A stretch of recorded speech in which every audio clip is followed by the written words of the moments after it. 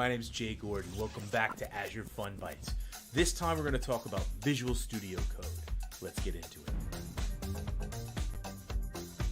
Visual Studio Code, or VS Code, is a streamlined code editor with support for development and operations like debugging, task running, and version control. VS Code is free, available on Windows, Mac, and Linux. You can use VS Code to handle anything you want to write thanks to integrated programming languages support right out of the box. Popular languages like Python, C++, C#, JavaScript, Ruby, PHP, and more.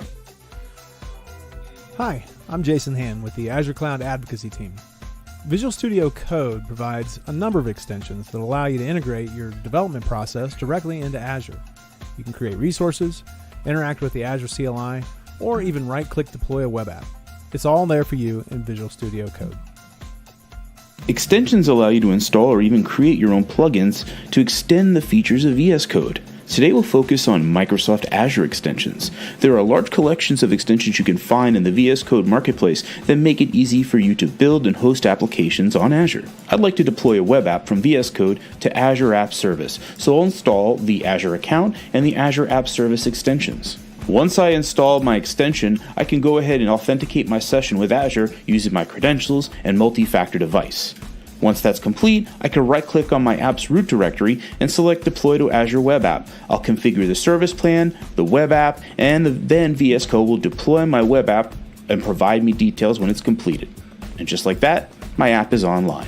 For more information, documentation, and even to get $200 in free Azure credit, go ahead and click this link below. Once again, my name is Jay Gordon. You're watching Azure FunBytes, and I'll see you next time. Wow, that seems like a while ago. And it was, but I recorded that video a while ago. But you know what? All the information, it's still super relevant. It's part of one of those big fundamentals that makes up Microsoft Azure. And so today, I'm going to kind of keep going with that. So once again, my name's Jay Gordon. I am your host for Azure FunBytes. We meet every Thursday, 11 a.m. on the Pacific, or here on the right coast, the East Coast, we meet at 2 p.m. Once again, we're the right coast. Anyhow, so to join me in my coastal elitism today, and to counter it in any way he feels like, I've got a guest who's going to help me with some VS Code, some command line, and maybe just a cool conversation. So welcome to the show, my guest. It's Brian Benz. Hey, Brian. Greetings, Jay. How are you today? You know, I'm doing really well. I'm super glad you can be here with me. You know, we used to travel all over the place together. I know. And I used to see you a few times a year, maybe more than a few times. And, you know, I always enjoyed it. And so it's a bummer that we don't get to spend time hanging out. But, you know, we do get an opportunity to do lots and lots of fun stuff online if we'd like to. And so we found an opportunity. Yeah, absolutely. Absolutely. Hey, you mentioned that video in the intro was recorded a while ago, and I just want to take a moment and hopefully not get too personal, but celebrate some accomplishments here. You have really, you know, the man in that video is a different man than I'm seeing here on screen today. You know, you've done a great job. You're an inspiration. You've lost some weight. You've gotten more healthy, and I need all the inspiration I could get. So thank you for being an inspiration. You've done I'm trying. I appreciate that. I'm trying my best to be the best I can. And I think that's the way I look at it. Just trying to be the best Jay that I can be. And so every week I notice little differences myself when I see these shows, because I have to watch myself so much, which is awkward. But, you know, I think that's kind of like where we are right now. The world's a little bit more awkward because, you know, we're doing things like we're working online first. We're having conversations online first. We're trying to find ways to stay, you know, communicating and know what's going on. And so one of the great parts about this show is it's very interactive. And so, everybody, I want you to remember, we've got a poll like we do every week. What's your favorite IDE, integrated development environment? We're going to talk about IDEs today. The other thing we're going to be talking about, obviously, is we're going to be talking a little bit about command line and CLI stuff.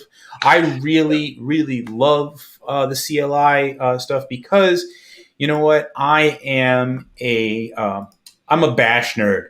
I've been a Bash nerd, and so I've always appreciated having the CLI as something that I go to first. Yeah, absolutely. Yeah. But before we get into this, I wanted everybody to know, just so we can kind of get started, you have a show. It's called Yes. Launch Space. It's right here on Learn TV. And it's coming up very soon. You're going to be having a session on CLI.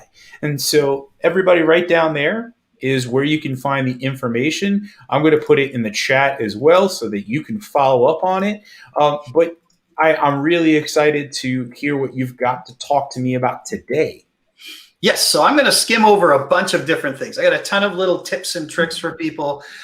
Some things people haven't seen before, I'm sure, and a few things you might have already. But yeah, I'm going to work with the command line. I've been working with the command line forever, since it was the only option when you work with software. You know, I remember the early days of Java, you would edit things in Notepad and then compile in the command line to see how you did.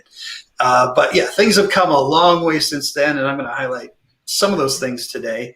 I did want to say, as Jay mentioned, I'm going to cover some of the CLI stuff today, and I'm going to give you a little teaser of what's happening with some new features in the CLI. But to get more info on the new features, we have 3 people who are going to give some demos from the product team, the actual people who build these tools, on March 9th at 2 p.m. And if you follow the link in the chat right now, you'll get there. So it's ACA MS, the Launch Space Azure CLI. But yeah, let's get started. So I've got my I've got a little bit of a slide deck, about 9 slides for the hour, so I don't really have a lot. I'm going to keep this really casual, and I'm just going to show you some cool stuff. So I'm going to start with loose and conversational, as they say. Yes, absolutely. So here I am. I'm in File Explorer, and I apologize because it's tiny, but that doesn't matter. Anybody who's ever been in Windows File Explorer knows what this looks like. Here's a couple of tips and tools that you might not know. Quite often when you're going to find a directory that you want to work with, like this one's in Documents, GitHub, and then the name of a repo I have, I can actually click on this. If I want to open a command window, I can just type CMD, and it actually opens. Now, because I'm sharing my screen, it opens on my other screen, but here it is. So, and it opens in C users, Benz, Documents, and then the name of the repo. So I'm actually in the repo now, and I can do stuff. That's okay if command line's not your thing. If you want to use Bash, you can type WSL. And once again, I have to pull this window over. But you get the Windows Subsystem for Linux open in that directory. I think WSL is one of the cooler things that Windows has had. I'm not a tremendous Windows user anymore. I still, though, appreciate how much Windows has come to really be a developer-first operating system. It's really a tremendous advantage for people nowadays to be able to have all these integrated services like WSL, how many extensions there are for PowerShell to work with things like Azure, which I think is just really one of the big selling points if you want to use Windows now. While all operating systems that have the tools you need are valid, I mean, let's be honest with you, that there's some really damn good ones within Windows. Yeah, well, I like the philosophy that Microsoft's had lately. I joined 8 years ago to a very different Microsoft, and since then, we've integrated a lot of different things. You're using Bash, you're a Bash expert, great. We have a tool for you. You can run Linux on Bash. You can actually use VS Code to connect into your Linux on Bash and edit files using VS Code. And I'll show you that little demo of that later. Yeah, the fact that you can have build containers come together when you need to do builds right within VS Code. If you need a terminal, I have caught myself doing this, Brian, and you can make fun of me for it. I've caught myself actually opening Vim inside of it. And I always feel really, really silly, but hey, and like I was telling everybody before, what's your editor? what are you using? What's your IDE? Let me know. We've got a couple votes so far, but I'd love to hear what else you're using. So anyway, Brian, Windows, show me a little more. So Vim is, it's fine. The idea here is you can use anything you want. I personally know, I used to work at IBM many years ago. There are so many people who are working with that actually run their entire company. It's actually a little scary how much they run their company on Bash, on shell scripts. Like the company would just basically not function if their Bash died. It's just a lot of yeah. It's funny for me to remind myself of or think about when you and I were on the Ignite tour. Yeah. And on the Ignite tour, we talked a little bit about migrations and moving stuff into the cloud and like why people move their web apps into the cloud. And I always said one of the big things that's terrifying in a migration situation is when you find out about ye old deploy bash script. And everyone's like, don't touch that. Don't touch it. It's the ye old deploy bash script. So, hey, if you're currently watching and you're in the chat, let me know if you've had one of those, bash deploy scripts that have kept the company afloat, because I've definitely worked in that situation before. Yep, me too, many times. I used to go in, I used to do a lot of big data work where we had to take a huge multi-terabyte file and split it using the bash split command and split into different pipelines and then load the pipelines. And we wouldn't have been able to do any of that without bash. So it's a great tool. But if you, in parallel to the bash world, there's also the PowerShell world where a lot of people work with PowerShell almost as long. And they are just as good at running their company with PowerShell as the Bash folks are. And then there's the Windows command line in the console. I'll talk a little bit about that later. But one of the main things I want to talk about today is the CLI. The Azure CLI. It's the main way that you can interact with the Azure cloud and any services that you might be using on that. It's written in Python. It's open source. It's on GitHub. They accept PRs. And the nice thing about it is you can mix it in with your Bash. You can mix it in with your command. It's Bash compatible. It has grep, awk, JQ, everything all built in. It's kind of cool the way it works. It runs on multiple different things as well.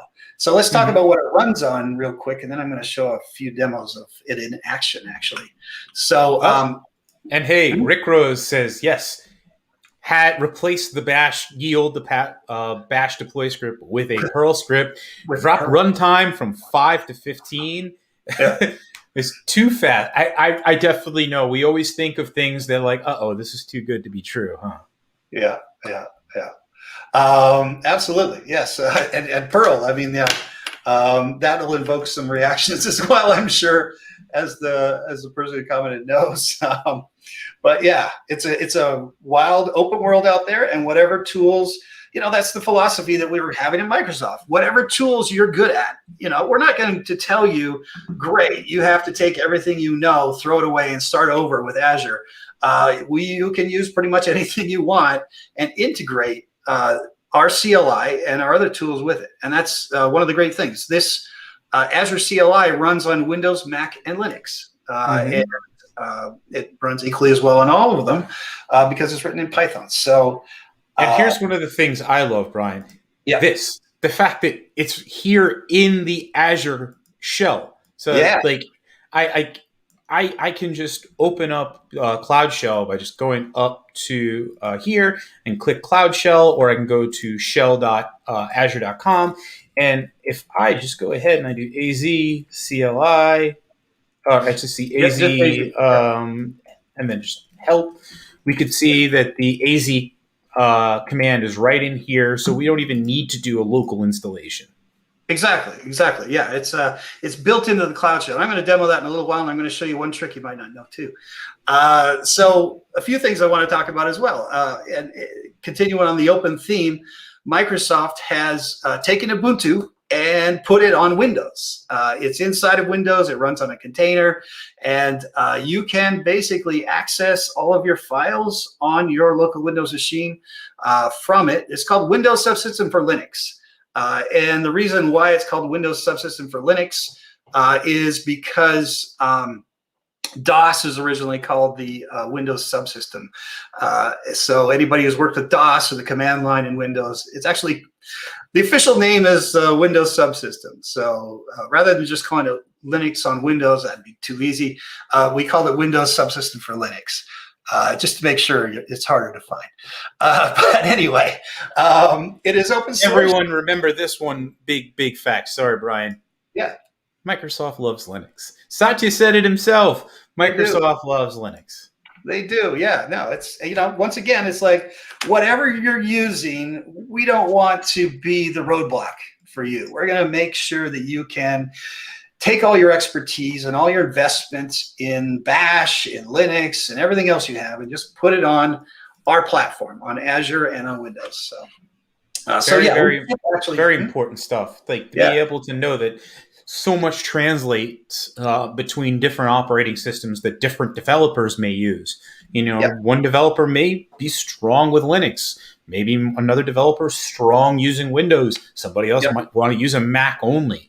The fact that all of this is available to them is really important. Yeah, and I'm going to show you Microsoft Terminal a little bit, which is cool as well because it brings them all together. But the other thing I want to talk about is the Windows console. So I mentioned the console is also called the Windows Subsystem, DOS, the command line, whatever you want to call it in Windows. It's 30 years old now. It's been battle tested. It works well. There's thousands of lines of code that have been replaced with modern C++. And it's always been a great tool. But we also have the Windows Terminal now because people wanted multiple tabs. They wanted to do things like have profiles, themes, and styles, and connectivity. So we've actually created this thing called the Windows Terminal. It's not the Microsoft Terminal. It's the Windows, because it only runs on Windows, and you get it from the Microsoft Store. But I'm going to show you a few little things here in a second. Before I get on to that, let's go into demos, because I'm already getting bored with my talk in these slides. All right. You got it. So I showed you before the command line. So you can type CMD here. Okay. And then I got to bring this window over here. This window over here. It opens. I'm sharing my screen, so I'm sharing screen 2. And because of this, it pops up on screen 1. There's nothing I can do about that. But anyway. Okay, so I'm in here, and I can do the Azure CLI. Just type AZ, and there it is. It's actually running in there. If I want, I can bring your terminal over a little to the right, just a little bit. You're cut off just a slight bit. There you go. Now I can see it. Okay, now it's popping. I don't know. Beautiful. Yeah, beautiful. There you go. So you can see all the Azure CLI, all the commands you can use. And I'm going to get into some of these commands a little bit, how you actually edit them and stuff like that. But if I want to use PowerShell as well, before I was showing this PowerShell, you can go in here. I can do PowerShell. So this is how, AZ. So it's in here as well. And then, of course, WSL I can do too. Just type WSL here. And it, as I mentioned before, this is opening in a directory that I'm in now in my File Explorer. And now, one thing to note, you do have to install the Azure CLI separately here using an apt-get. Because it's a subsystem, so it's not technically part of Windows, you have to install it on Windows and on Linux, which I've already done a long time ago. But that's just one little point of order there. One of the nice things here is I can also, and Jay showed the Cloud Shell. Let me show that real quick. Too many windows open. Hey, everyone, don't forget, while you're watching Brian do this, we've got our poll. If you haven't taken it yet or you want to leave comments, please head over to Learn TV. Everything that you need as far as today's links and information about the future show that Brian's doing, it's all on there. So make sure you head over to the Learn TV site And that's, of course, aka.ms/learntv. Back to you. Yes. Thank you. So here's the shell. You go to shell.azure.com. You have to have an Azure account. And I'm already logged in. But I also have AZ here. So I can access the Azure CLI from here, of course. This is from any browser and also from your phone. There is an app that you can get, the Azure app, that allows you to have access to the command line and to CLI as well. But I love that. Yeah. I love that. You know, I've used other clouds applications in the past, and one of the things that I saw that was like not there was that particular feature, being able to go right in to the Cloud Shell from my phone and still have a full featured kind of experience. I think that was huge. I found it's a good thing and a bad thing. So here's why. It was like a long time ago now, a year ago. It seems like forever. I was on vacation. That's when people used to travel, remember? And it's the first time I've ever not taken my laptop on vacation, which, but of course I needed to get into Azure and do some things on Kubernetes. And I was actually able to do everything on my phone. I could pull up the resources and edit the Kubernetes cluster using this CLI inside my phone. It was pretty mind-blowing. So it's a good and bad thing that you can access from your phone. Fussing around with YAML on your phone. Yeah. Oh, yeah. That's great. But so not only do you have the AZ CLI in here, you also have Terraform. A whole bunch of things are built in. When I went to shell.azure.com, it actually went out to a storage account and got a container for me.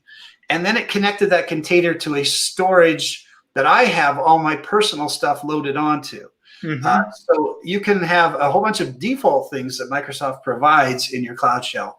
You can also have things that you add custom. Now, if I'm getting tired of looking at the CLI here, let's say I've got something in here that, as you can see, dir works, commands work as well as bash, but I can actually do both and look up things.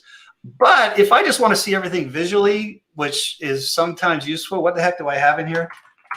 This is something not a lot of people know about. You do code dot. And here I am in a subset version of Visual Studio Code inside of my Cloud Shell, which is awesomely cool, I think, because I can do things like, let's say I need to edit some Markdown. Pretty hard to do unless you're a Vim wizard inside of a bash commands environment. It's kind of cool to be able to do it here. So I can just change this, and I want to change this and just say, that kind of thing. I just hit save. Now that's saved. And I can actually push this back up to my cloud. I can do things like git clone. This is I should mention, this is a clone of a repo that I have. And it's saved in here in my personal storage as part of my Cloud Shell. So I can actually do demos here and edit it as well.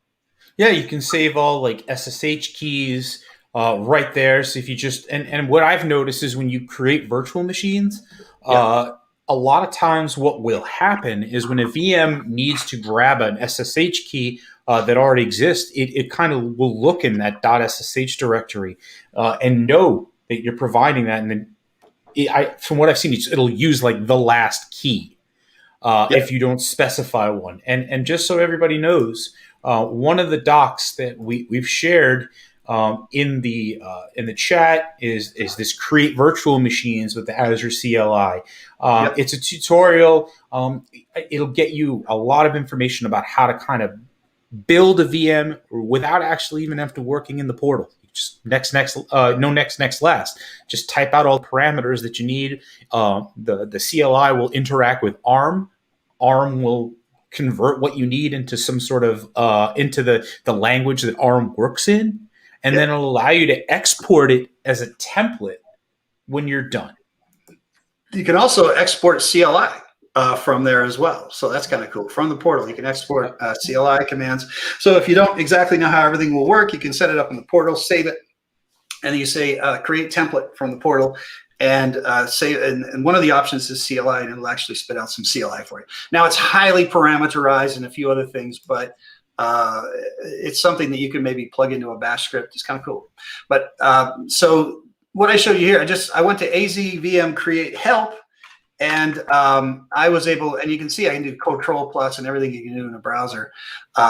And it just gave me all the help I need for the CLI here as well for creating a VM. As you can see, there's a couple of options, and there's some examples here too, which we'll use in a minute actually. So that's the Cloud Shell. Let me show you how you can do cool things with the Cloud Shell and Visual Studio Code too. So over here, I've got something I'm working on. Anything I'm working on actually. Let's see. This is a GitHub repo. Let's go to my GitHub action. So this is a GitHub action. It's in YAML. It knows it's in YAML because we're in Visual Studio Code. Now, if I want to interact with this on any with the Azure CLI, I can hit Control backtick, and it actually pops up a command window in Visual Studio Code.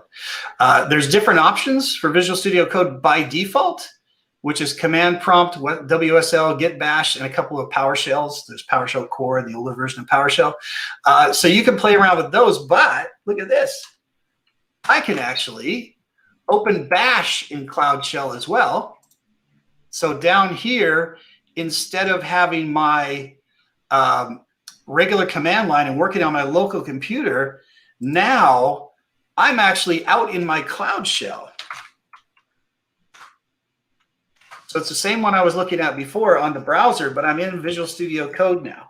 So how is this useful? Let me show you. So we're going to go back here, and I'm going to go back to this help. And here's a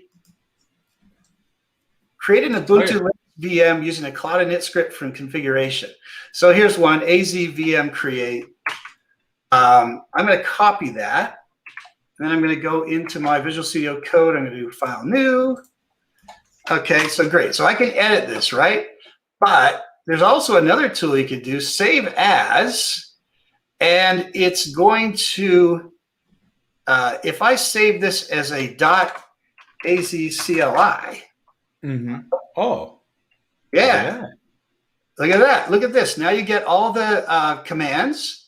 You can have type ahead here. Let's see.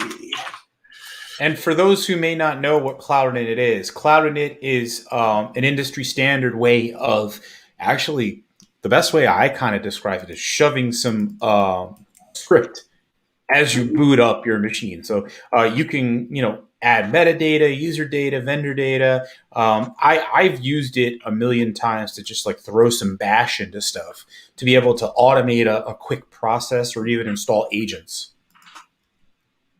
Yep. So if you see here, whoops, Z, VM, so I can go in here and I can say AZ, and it gives me a type ahead for all this. So if I want VM create, so I got create, capture, convert. So you see you can do type ahead and everything. As long, all you have to do in Visual Studio Code is save it as a .azcli file, and you can do that. Now, one of the cool things I've got, now you notice this is on my local machine, right? I haven't saved anything. This is in Cloud Shell down here, right? So let's say you don't have the Azure CLI installed on your local machine for whatever. Maybe you're using someone else's machine. You can open up Visual Studio Code and you can do some commands here. I've got it set up so when I hit Control-Shift-Z, it actually puts whatever I've got on that line in the command window. And it, of course, is going to give me an error here because I don't have enough parameters. But I could continue to sort of interactively run this and create a VM down here in my Cloud Shell from here. So this is very handy. Let's say, for example, that you have, I'll show you a real example, actually. Let's go here. Let's go into my repositories. And this is a repository that I want to clone, right? But I don't have, let's say I have really limited bandwidth, and this is a huge repo, right? So I go in here, I get my clone. Then I can go over here to Visual Studio Code, and I can say, clone. Now I can save this for later, and I can share it with people and whatever, right? Because it's an easy file. Now, if I hit Control-Shift-Z, it actually goes out and clones this into my cloud shell, not on my local machine. So then I have access to this once again on my phone or anywhere else I want, right? Because you can do your development anywhere you can, and that's another thing we're going to keep talking about actually as we kind of continue through today's session. But I think one of the big things that we're seeing here, Brian, is the fact that no matter where we are, what operating system we're using, or where or how we have to do it, like whether it's on our phone, our computer, if we're on vacation and someone bothers you, that shouldn't be happening. You still know that it's there. Yep, there it is. So I just cloned it, and I'm not in Visual Studio Code now. I'm in my browser in that code window that I started, but here it is. I've got the whole clone here, and now I can edit the action over here, if I want to, or I could go over here and I could edit the action from my Visual Studio Code as well. It's tons of different options for doing this kind of stuff. So there's all kinds of ways to access your CLI, which I think is pretty darn cool. One of the things I want to show everybody, just so they can see that the stuff that you do in the CLI and how it's reflected within here. So if we kind of just scroll down to the left of my resource group information, you'll see there's all these different parts and pieces and things, but it's this automation area that we want to talk about, and the fact that it says export template. And so sure, we have a generic ARM template like creation that parameterizes all the things that we need. It gets us stuff for our resources. And then, like Brian mentioned before, it will then create CLI scripts. So right now it's just generating everything based on what I have in here. And see, right here, what we do is go to scripts, and you can see right here, Azure CLI, PowerShell. Yep. And now you can actually find out, all the information in the docs, how to actually manage that. Thank you. Thanks, Brian. Yeah, no problem. You just reminded me of one thing. So over here in the Cloud Shell, from shell@azure.com, you can do Bash or PowerShell. I'm showing Bash. But you can actually do PowerShell as well from the command line there. So once again, there's this parallel world where Bash or PowerShell run your company. You can actually access everything from shell.azure.com as well and manipulate it from here using the Azure CLI and everything else. So it's pretty cool. There's also all kinds of other things in here. Docker, let's see. There's a Terraform already built in. There's Docker. There's all kinds of things you can use to build here. But the next thing I want to show you actually is, I mentioned before, you can bring all these things together in one place. And let me just pull this over here.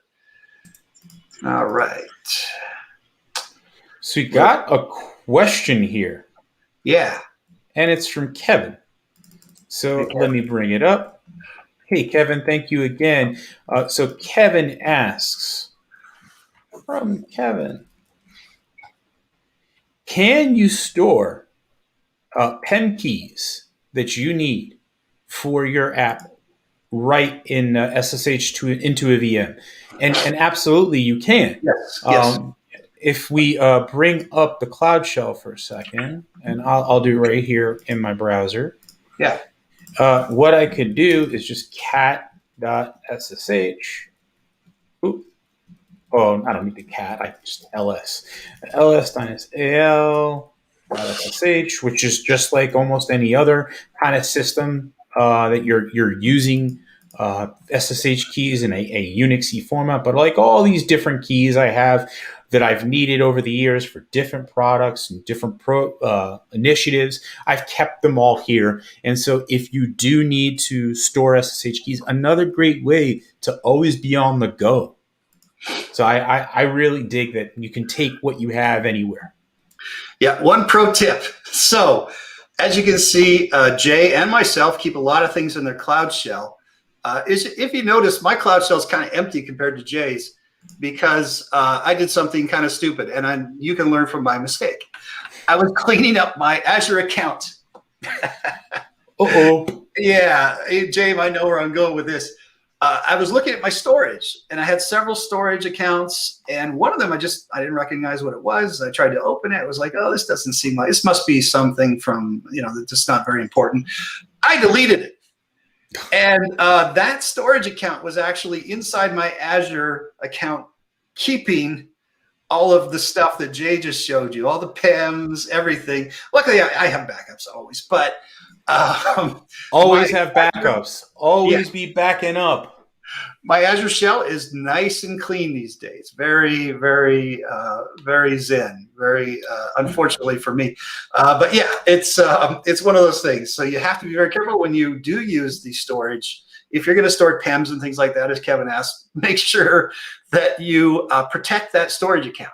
There are ways in Azure to protect the storage account, so you can't delete it without confirming. Mine wasn't set up like that. By default, it's not. It's just a storage account.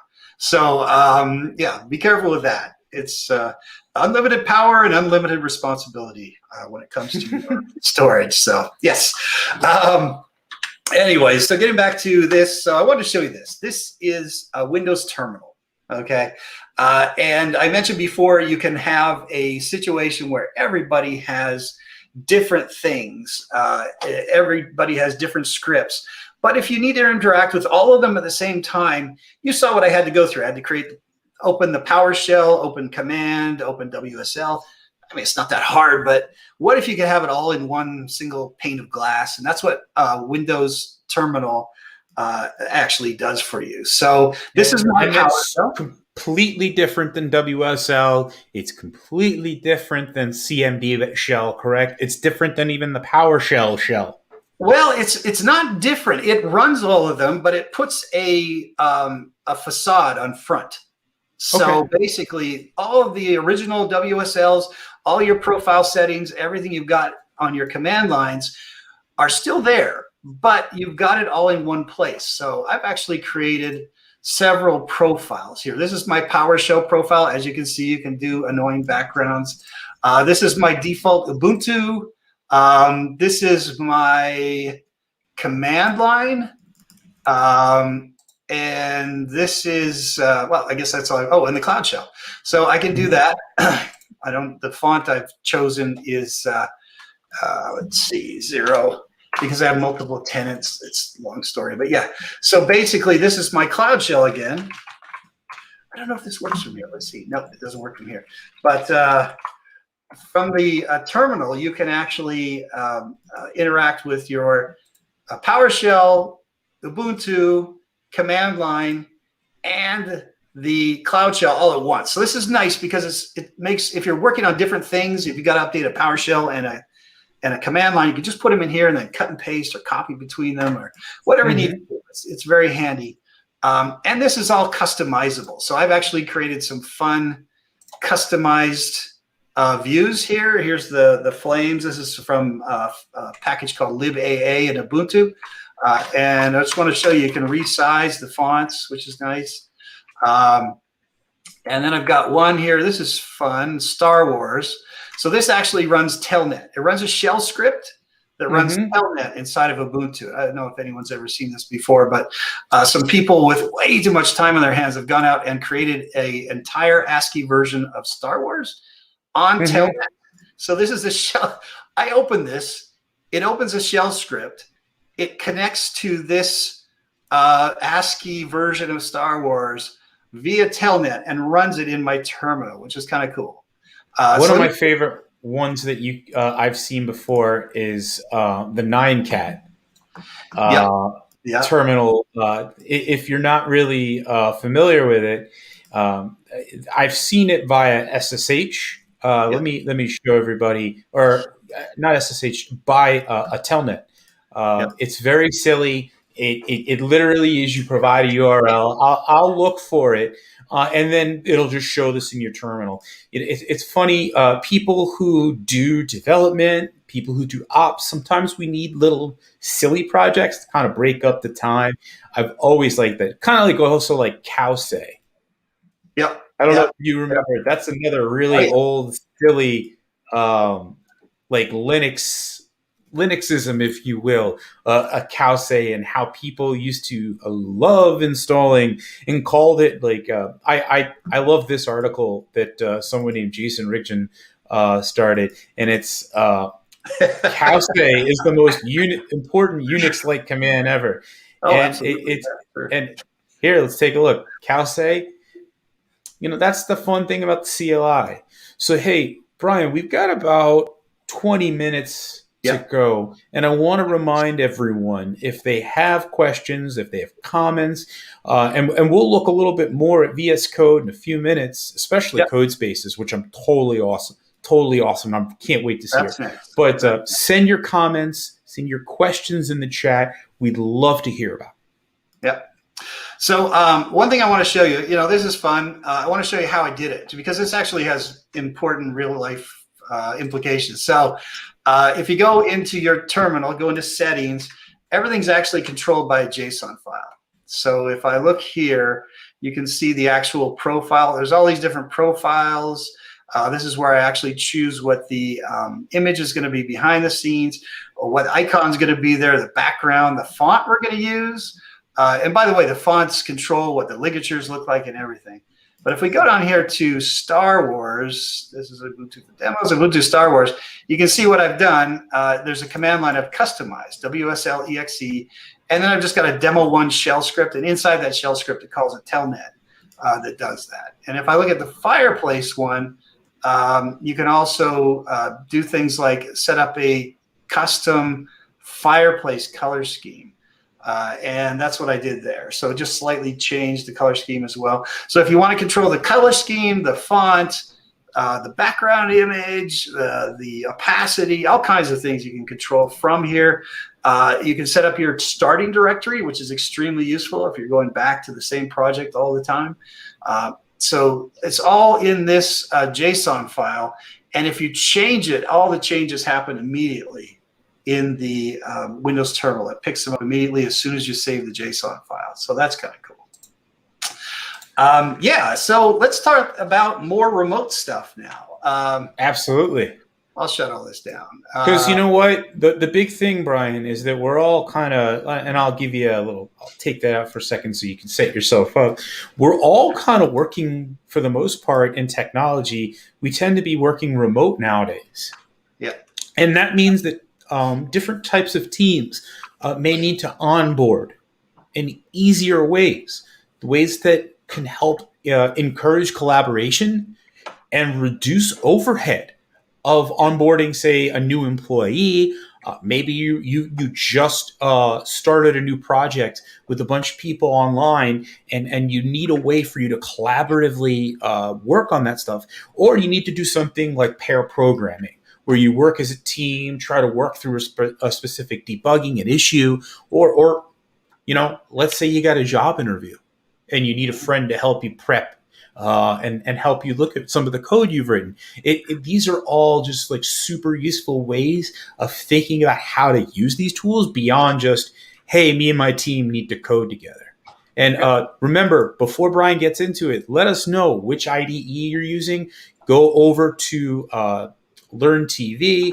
If you aren't already, you can also leave a question there. Head over there and let me know what VS Code or Visual Studio Atom, maybe NetBeans, or maybe you're grandpa like me. I'm not really a grandpa, but I feel like it when I say this. But I love Vim. It is what it is. I do appreciate VS Code a ton, though. So I know you got something to show me, so I'm going to pop up your screen. All right, Brian? Yeah. So I showed this briefly earlier, but basically there's a couple ways that Microsoft has created to access remote applications. And so the first way they did it, there's two ways. There's this remote functionality that I'm going to show you in a second, and then there's Codespaces, which is a full IDE in the browser that accesses your GitHub repos. But let's start with VS Code Remote, and I can show you sort of the evolution. So VS Code, of course, most people are aware, it's a free open source code editor with a ton of extensions. And if you just search for VS Code online, you'll find it. You can download it. Windows, Mac, and Linux, just like the Cloud Shell. Just like the CLI, it runs on Windows, Mac, and Linux, which is great. But the other functionality that they added probably a year or two ago is being able to remote into applications. So even though Jay loves Vim, there might be times when he doesn't want to use it. And he wants to access an application remotely that he's using somewhere else. So what you can do with that, if I go into Visual Studio Code here, over here on the bottom left, there's a little thing, you can't read it. It says open a remote window. When I open the remote window, there's several options here. Remote SSH basically allows you to connect to a VM or any kind of host that uses SSH. You can do remote containers. You can actually dial into a container and manipulate that container inside Visual Studio Code. So of course you can do that with Docker and the Docker CLI, but if you want to actually edit it interactively and cut and paste things from your local machine, this is a cool way to do it. And then there's another thing, which is remote WSL. Remote WSL answers the question that Jay never asked, which is, what if I don't want to use Vim when I'm working with WSL? What if I've got a file to edit in my Unix/Linux instance on my local machine, but I want to edit it using Visual Studio Code and all the extensions I have? I can click on remote, and this actually starts a new version, a new instance of Visual Studio Code, which won't move until it fires up. But it says connected to remote, and I can actually open my VS Code server. I can look at my extensions. I can do all kinds of things. And sorry for the display here. It's not letting me move this window. There we go. There we are. So I can actually go in and I can open this. I can load things from my local machine and literally copy them into my Linux or SSH or container, which is kind of cool as well. So there's all kinds of options. I love this, what it says. Your instant dev environment. That's what you're getting. Yeah. That's why. So if you go to GitHub, features, Codespaces, it's literally you get a dev environment any place you need it, and I think that's tremendous. Yeah, there's been too many times when I've been trying to connect to a VM and trying to troubleshoot why a certain script won't run, or trying to just copy a bash script onto the VM. It's a lot of work. This way, I can actually remote into the VM and then connect into it and literally copy from up here into my virtual machine, edit the bash right here using IDE tools, save it on the VM, and then run it on the VM. So that's kind of cool. You can do that all from Visual Studio Code. So that's the first iteration of what Microsoft built for remoting into things. And I'm going to close that remote connection. All right, so the next instance of that, of course, was, well, now that we can connect to things, why do we have to use the IDE that's on the local machine? What if you need to have an IDE that you control? Let's say a large organization wants to control what extensions are running, wants to control how people use things, what access they have to different tools and packages inside of their organization. Plus, what if the average hobbyist just wants to have an IDE that they can use to work with GitHub without actually having to load anything on their local machine or anything like that? Well, Codespace is the answer for that. So it actually allows you to create a Codespace directly from GitHub and interact with it and play around with it. So let's actually show that. Let's see here. Let's go back to, this is the code that I actually cloned on my local machine. But this time, instead of cloning it on the local machine, let's actually open it with Codespaces. Now, I already did this to save a little bit of time. It does take 5 minutes the first time it sets it up because there's a lot of environment things it has to check and things like that. I have an option here. I'm going to do this in the browser because I want to make a point about something, but you can open this in Visual Studio Code as well. But I feel like we've already showed Visual Studio Code enough today. So let's just go what most people are going to use this for, which is I'm on that dodgy computer somewhere in someone else's office or somewhere in a hotel lobby back in the olden days when we used to travel. And, I need to access my code now and make some changes to it. We can actually do this here. Okay, let's open it again. Okay. That's a binary.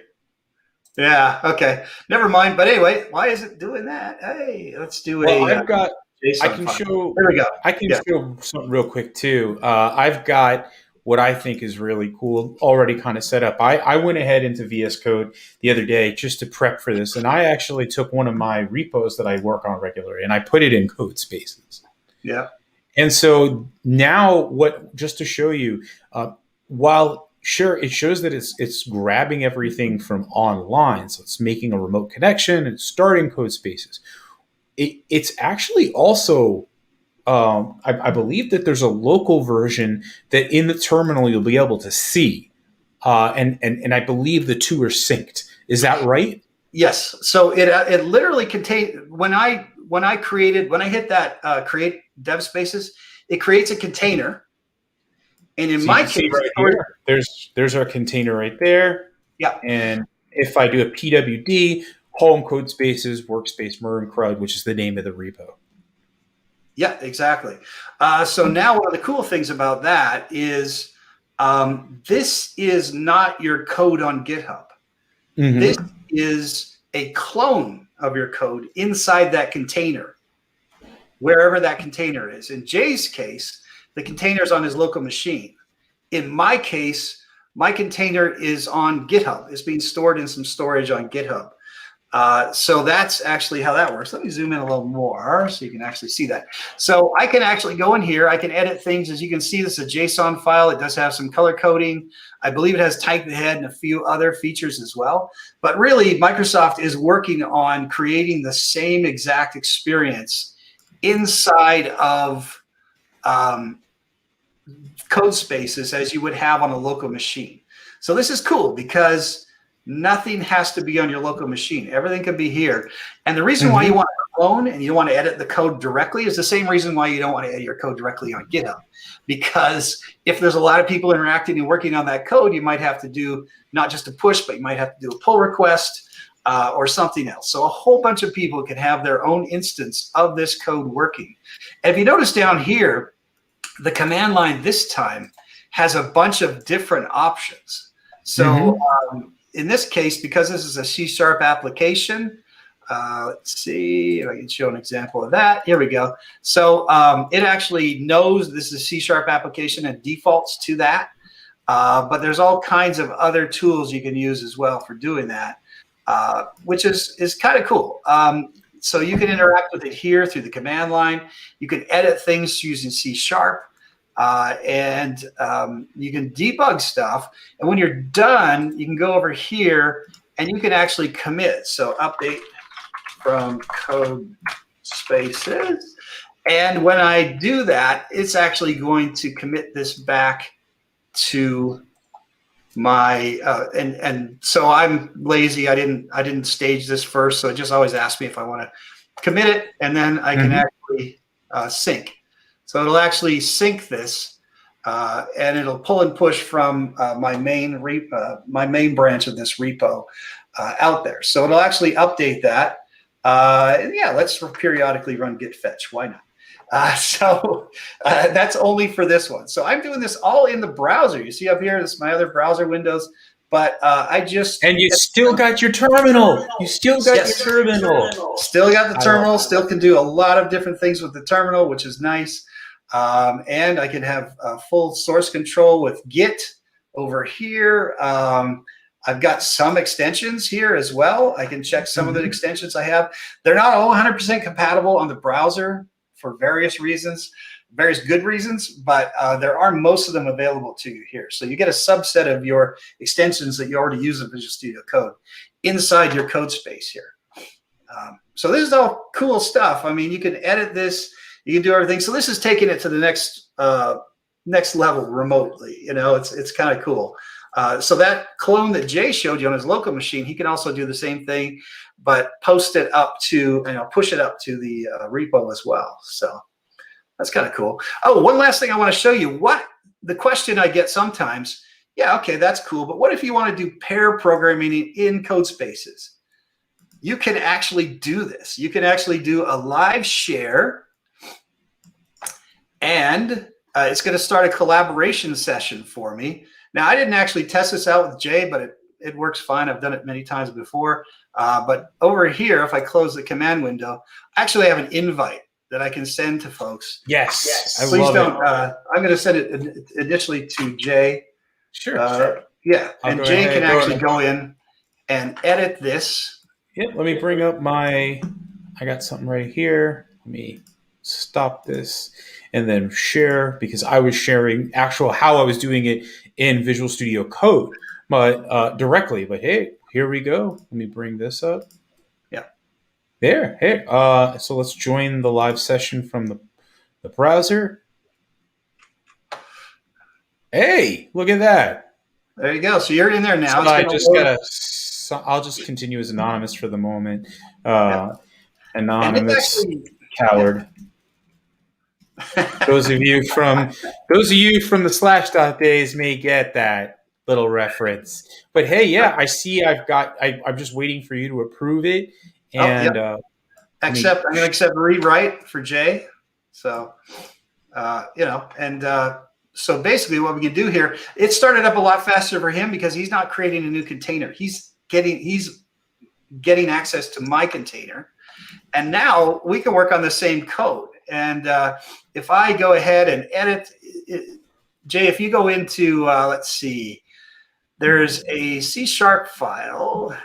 Well, actually what I did was if you look at it, I just kind of typed, "Hi, Brian." Okay, yeah, no, Razor Assembly info.cs. Yeah, I wanted to show just how wanted to show you that. Yeah, and I've got it on my screen, and then I can say, "Hi, Jay." And if you see what Jay does, I can see what Jay is typing. It says over there, "Anonymous Coward is writing right now on my screen," and he can edit things as well. This is all in the browser. So we're doing pair programming. We're doing full development with an IDE in a browser directly from GitHub. And then if we want to change this, I'll just delete this stuff. And then I can actually code this, and I can send it up to, I don't want to screw up that code. I can actually save this first. Yeah, it's saved. And then I can, once again, Jay's changes, and I can commit this. Oh, yeah, and this is another feature. I don't know if you guys are familiar with this. This is something I love, and it's something I actually just learned about it recently. If you do git commit -- allow - empty, it will actually post no changes to your GitHub repo. Why would you want to do that? Because if you're using GitHub Actions and I post this, it will actually trigger the action. So some of you out there may have had to do this before. If I go into my repositories here, I'll go into this one that we're working with right now. If I go into actions, we've actually triggered a couple of actions here. I don't know. Maybe not. Well, I think we should talk about this together another time. I'd really love to spend some more time with you on this. There's so many things that you've been able to show me today. We've blown through our time. We got 2 minutes left, and I want to make sure that everybody. So let's see how our poll worked out. It looks like the most of you are using Visual Studio Code, which it's not shocking. It's super, super popular. And also, Brian, you've got your show coming up, and I want everybody to know that the Launch Space. Yes, the Launch Space. Yes, thank you very much. I've got a couple of links here. So the Launch Space, if you go to aka.ms/the Launch Space Azure CLI, Tuesday, March 11th, 2021, I'm going to show another cool thing you can do. Let me just show this real quick. I know we only have a second, but let me just go into the terminal real quick if I can. We're up on it. We got 30 we're on it. But anyway, I just wanted to Let's say our goodbyes. There's some new CLI features that you're going to see that are very cool. March 11th, 2021 at 2 p.m. So thank you, Jay. This has been a blast. It went by too fast. Absolutely. Let's give everybody the good wave goodbye. We will see you all next time here on Azure FunBytes.